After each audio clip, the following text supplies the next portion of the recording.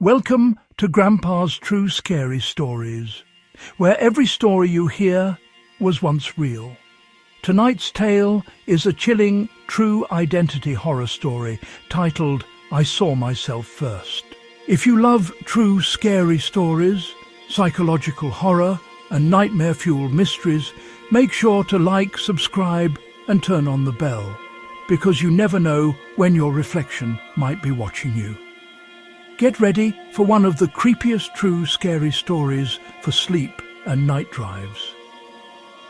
A story that'll make you question what's real and what's pretending to be you. I was locking up the office when I saw myself across the street. Same coat, same tired posture, same small scar near the lip. He lifted his hand a second before I did and pressed it to the window, like he'd practiced my reflection.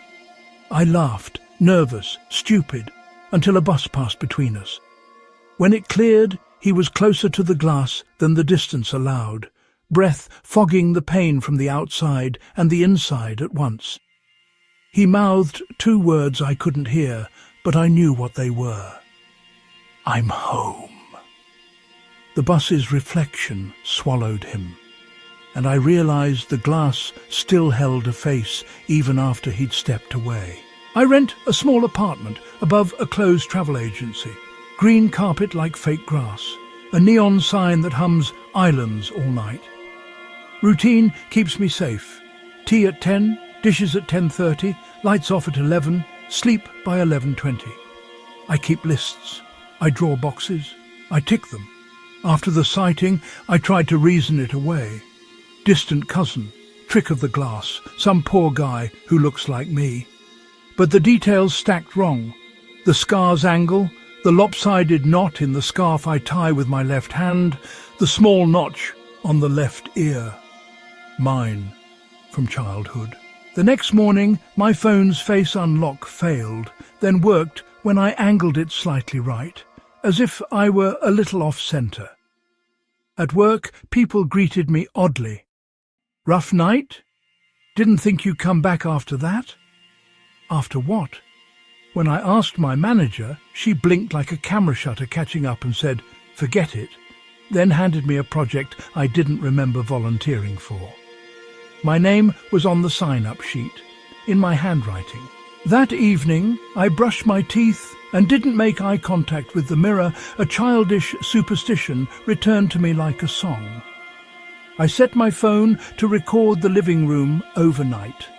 I wanted to prove I sleep badly, that the stress made faces where there weren't any. At 3:09 a.m., the radiator ticked. At 3:12, the neon sign fluttered. At 3:17, the video caught me walking in from the hallway, sitting on the couch and staring directly into the camera. I didn't own those minutes. I didn't remember the angle of my shoulders. In the video, I smiled with the wrong side of my mouth. I changed the locks. I taped a hair across the door seam. I wedged a chair under the knob like in old movies. At 2:41 a.m., I woke to the sound of water running. Bathroom light on, mirror fogged, my toothbrush wet. The hair at the door seam was intact. I wiped the mirror and watched a beat too long as my reflection breathed after me. A small smear remained in the fog. Two words written backward. Let me. I snapped a photo. The words didn't appear in the picture. At work, I overheard my name paired with laughter from two co-workers who never noticed me before. You really did it? One asked. Yeah, the other said.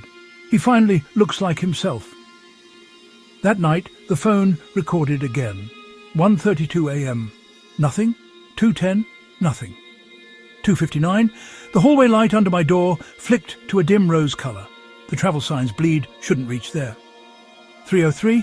The door opened without the chair moving. 3:05. I came in and sat where I always sit. 3:06. I came in again and stood behind me. The second me leaned close to the first me and said, stop acting surprised. I stopped sleeping properly. My lists got messier, boxes unchecked. Notes that weren't mine in the margins. Call her back. Move the photo. Use your right hand. I don't write with my right hand. One afternoon, my manager called me into a glass-walled room. On the tablet lay a picture of me at the office door taken last night at 1:14 a.m, badge lifted to the reader, eyes unfriendly. "We have limited after-hours access," she said gently. "If you need help, just ask." "I wasn't here," I said. She tapped the screen. 2 frames, me entering, me leaving. In the leaving frame, I glanced directly into the camera as if checking that we were both watching. "You waved," she said. "At who?" I started avoiding mirrors.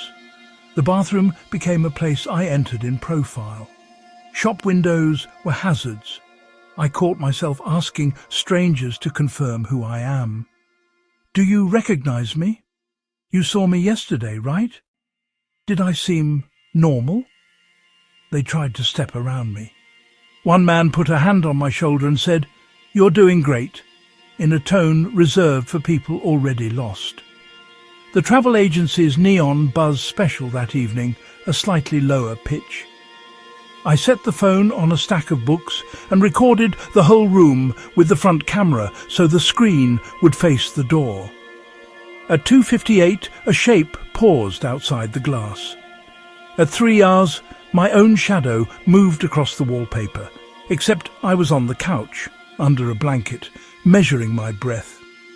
The door opened with the ancient complaint only my door makes. I watched myself walk in.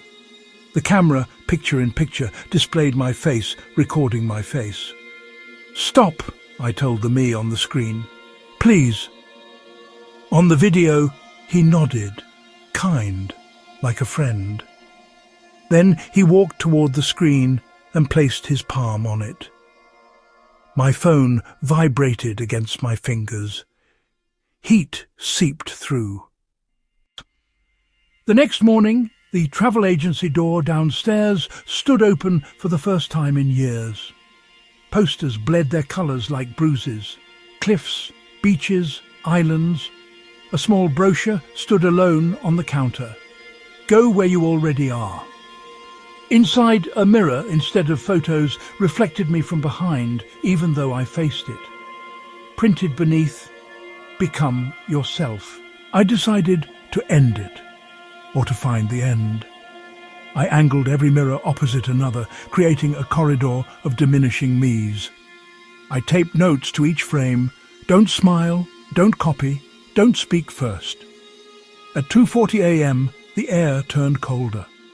At 3 hours, the neon sign went silent, as if holding its breath. I stood before the central mirror and waited for the delay I'd learned to feel. Half a heartbeat, the time a thought takes to land. When I lifted my right hand, the mirror lifted the left. When I switched, it matched me perfectly. Then, very gently, it kept lifting after I'd stopped, palm rising to a height my shoulder couldn't allow. The me in the glass looked relieved. He mouthed, "You're tired. Let me." I said no out loud and felt something warm walk away from my voice. The corridor of reflections bent. Not visually, opinionally. I could sense what the other me thought about me. Pity, then hunger, then correction. One reflection stepped forward, remaining the size it should have been, even as the frame stayed flat. He put his hand to the inside of the glass. It didn't fog. Mine did. "We share the same lists," he said, and I heard him from the bathroom doorway, not the mirror. He stepped from somewhere adjacent to the frame, leaving no break in the glass. Up close, I understood the difference. He occupied the angles I had abandoned. Head straight, shoulders square, mouth uncreased by doubt. He touched the scar near my lip as if checking the measure and smiled the way my coworkers prefer. "It's easier if one of us rests," he said, "and the other continues." Behind him, the corridor of me's turned their heads to track my breath, patient, like attentive birds. I woke on the couch to the neon buzzing like normal. The phone showed no new videos. The mirrors were ordinary. The notes I'd taped had fallen like tired leaves. I washed, dressed and went to work. Everyone greeted me easily, relief, affection, that quiet human exhale when a puzzle finally fits. My manager handed me a coffee with my name spelled correctly for the first time. At my desk, I opened the task list and found boxes already checked, projects advanced, small apologies written in my voice. From last night. I scrolled up and saw a photo of me outside the building at 1:14 a.m, smiling into the camera, hand lifted not in wave, but in promise. In the window's reflection, another me stood behind me, tired, unshaven, eyes soft with surrender. I am getting more done. People like me. I sleep through alarms and wake to emails answered, groceries delivered, appointments kept. When I catch my reflection now, it holds longer eye contact, like a doctor confirming consent. Sometimes I place my palm to the glass, out of habit. The other palm meets mine gently, warmly, the way you greet someone you were always going to become. If you ask whether I'm the first me or the second, I'll say what he taught me to say. We're home, and I'll smile the right way, with the correct side of my mouth.